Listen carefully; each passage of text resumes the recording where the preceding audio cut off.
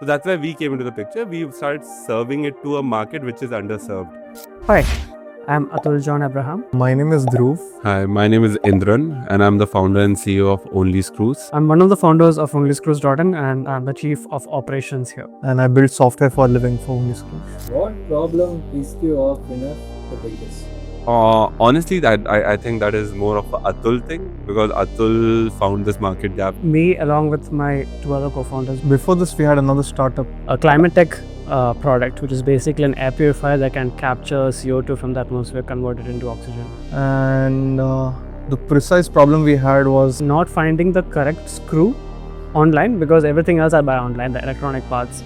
And whatever that goes into the system, I buy it online and the rest are 3D printed. So when it just came to screws specifically and hardware related to screws, I was not able to find it online.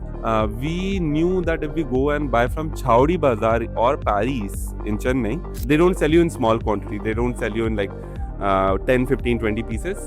They don't care about that market at all.